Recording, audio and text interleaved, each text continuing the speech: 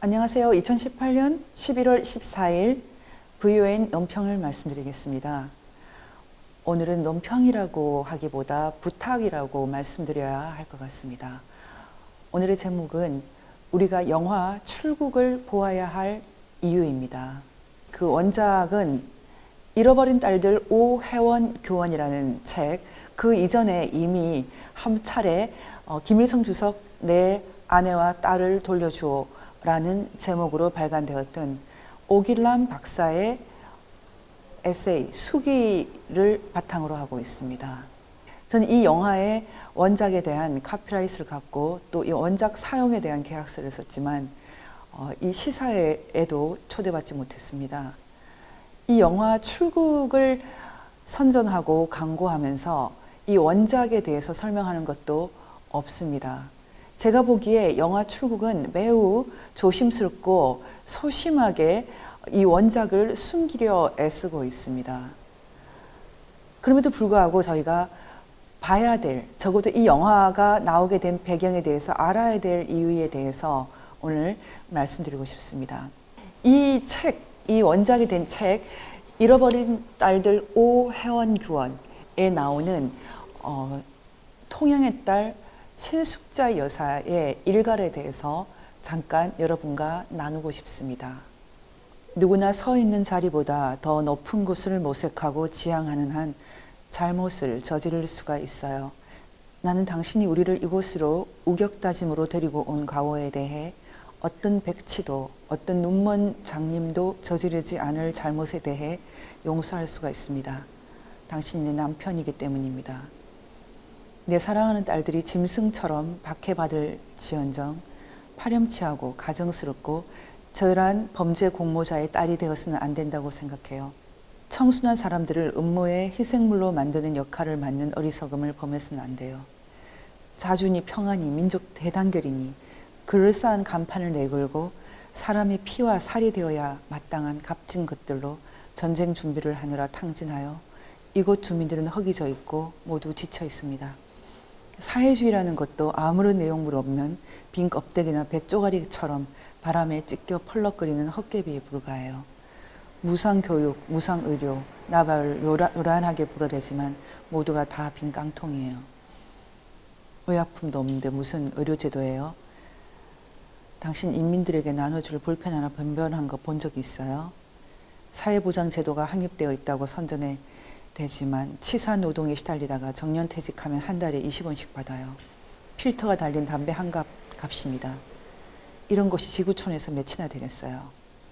이렇게 살려면 차라리 애들과 함께 죽겠어요. 당신 하나만이라도 빠져나갈 수 있다면 우리 몫을 살아주세요. 나는 애들에게 아버지는 바보스러웠지만 훌륭한 아버지였다고 말하겠어요. 혜원 아빠, 당신 떳떳한 인간으로 살다가 죽어야 해요. 올가미에 씌어서 이리저리 끌려다녀서는 한이 없어요. 정신 똑바로 차리세요. 나가서 석 달 안에 우리를 이곳에서 빼내주세요. 그렇게 안 될 때 우리는 교통사고로 죽었다고 생각하고 있도록 하세요. 잃어버린 딸들 오혜원 교원, 많은 분들이 이 사연을 알고 있을 것입니다. 간단하게 제가 다시 말씀드리자면 이 책을 지은 오길남 박사는 1970년대에 독일에서 유학하면서 한국의 박정희 대통령 체제에 저항하여 민주화 운동을 했던 분입니다. 이분이 가족들을 모두 이끌고 독일에서 경제학 박사를 받은 이후 김일성 종합대학 교수가 되기 위해 평양으로 건너갔다가 홀로 빠져나온 사연이 있습니다. 제가 지금 읽어드린 내용은 그때 자신의 친척을 다시 유인해서 북으로 끌어들여야 한다는 사실을 알고 신숙자 여사가 그렇게 하지 말아달라고 부탁하는 내용입니다. 차라리 내 아이들과 함께 여기서 죽겠다. 그러니 빠져나갔으면 좋겠다. 이런 내용 여러분 잘 알고 계실 것입니다. 저는 이 영화가 왜 이렇게 소심하게 출발하는지 그 이유를 아주 잘 알고 있습니다. 이 영화가 준비되고 시작된 것은 벌써 5년이 넘었습니다. 제가 이 책을 영화로 만들기 위해서 백방으로 뛰어다녔고 한국의 저명한 거의 모든 영화 감독에게 이 책을 보내고 편지를 보냈습니다. 결국 이 영화를 만들게 된 감독은 제가 이름을 들어보지도 못했던 신예 감독입니다. 이 신예 감독이 이 영화를 만드는 과정에서 얼마나 시달렸으면 이 영화의 원작을 숨기고 또 이 원작에 대한 카피라이트를 갖고 계약서를 쓴 저에게도 알리지 않고 영화를 상영하게 되었을까. 그 저간의 사정을 제가 잘 알 수 있습니다. 이 시간을 통해서 제가 이분들에게 서운하다는 얘기는 전혀 아닙니다. 저는 이 영화를 만든 감독과 특히 주연으로 출연해 주신 이범수, 박주미 두 배우에게는 큰 박수를 보내야 된다고 생각합니다. 이 영화 때문에 이분들이 입을 앞으로의 불이익에 대해서 저희가 미리 생각한다면 더 큰 박수를 쳐드려야 되고 언젠가는 크게 이분들이 박수 받을 날이 온다고 제가 그렇게 약속을 드리고 싶습니다. 이 영화가 이렇게까지 몰렸던 가장 중요한 이유는 이 영화가 소위 말하는 박근혜 대통령 화이트리스트에 속한다고 소문이 나면서입니다. 수없이 많은 기자들이 이 영화 제작 과정을 취재하고 또 미리 기사를 써대고 했습니다. 제가 이 과정을 지켜보면서 이들에게 한마디 하고 싶습니다. 당신들이 모두 오길남 박사다. 당신들의 자녀들이 혜원이와 규원이와 같은 운명을 피할 수 있다고 확신을 하는가? 이 말이 저주입니까? 현실입니다. 오길남 박사는 민건의 간부였습니다.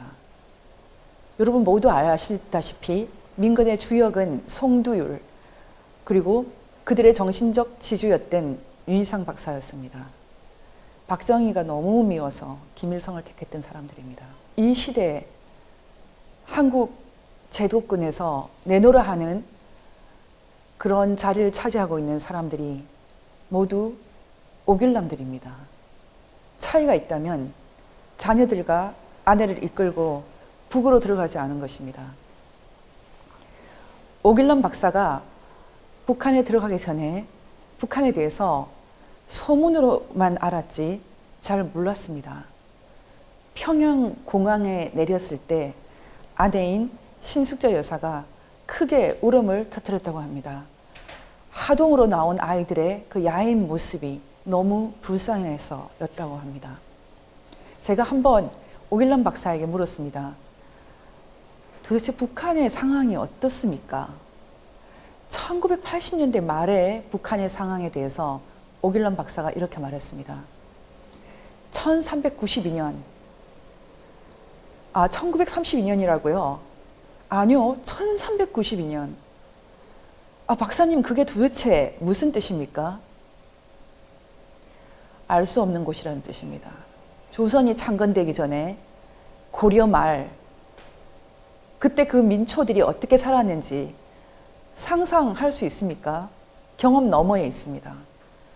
지금 북한에 대해서 경험적으로, 사실적으로 증언할 수 있는 사람은 살아본 사람들만 알 수 있습니다.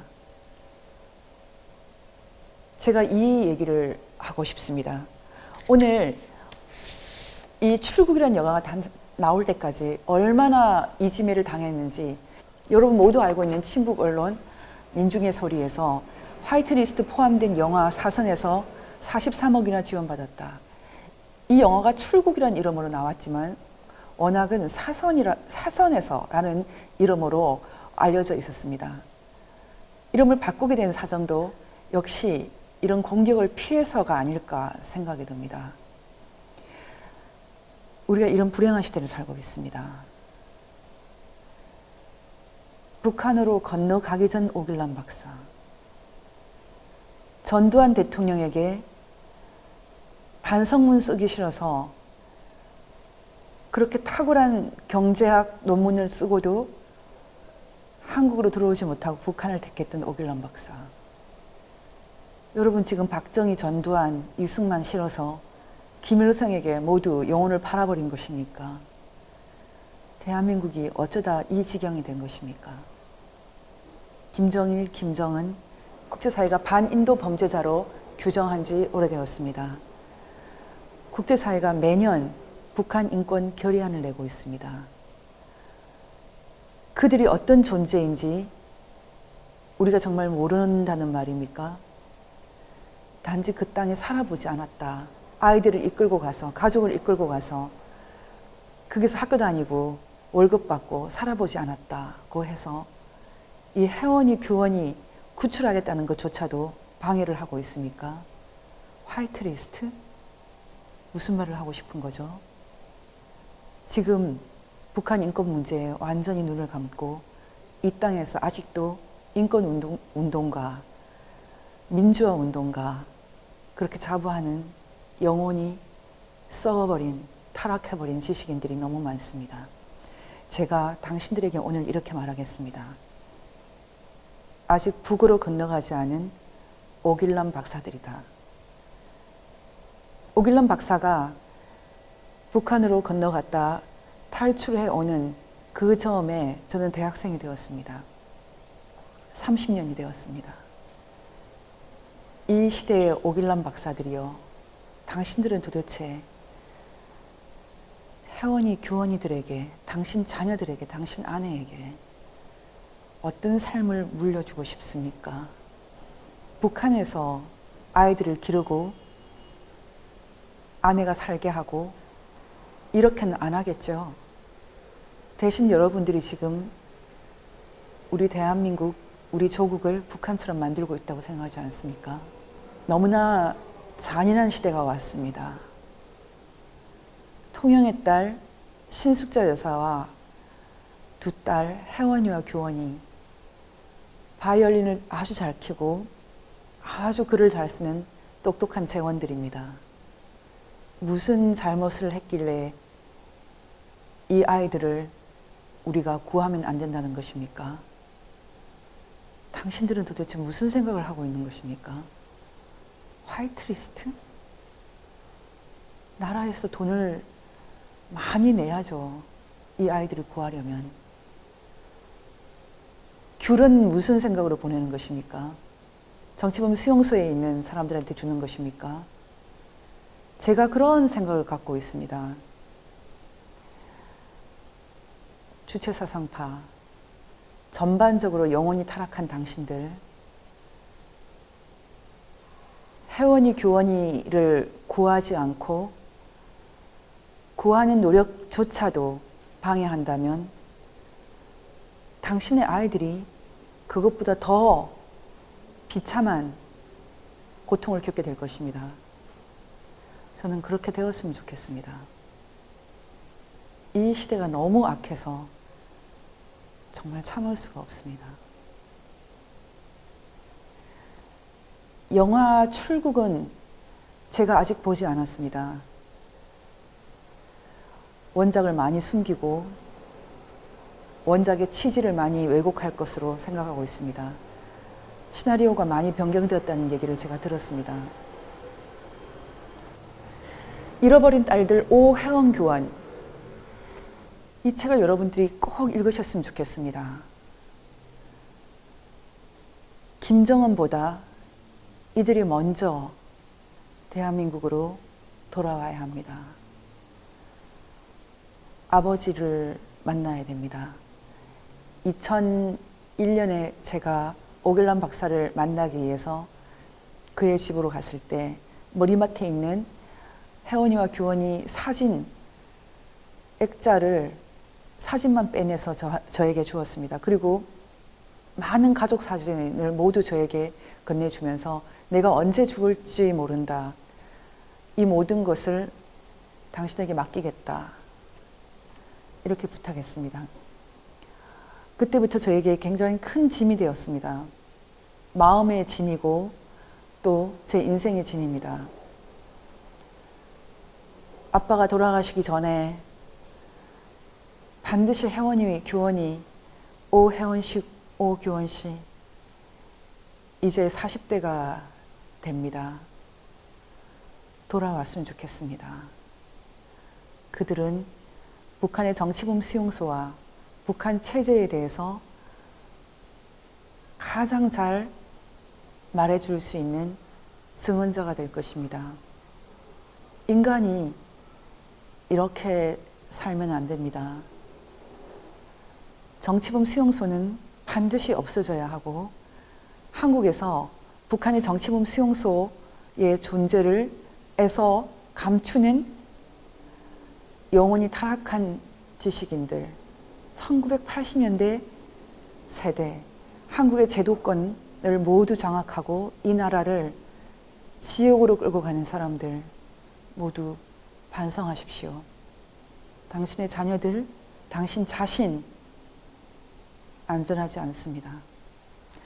여러분, 영화 출국을 많이들 봐주시고 응원해 주시고, 특별히 이범수, 박주미 두 배우에게 큰 응원을 부탁드립니다. 이상으로 VON 논평을 말씀드렸습니다.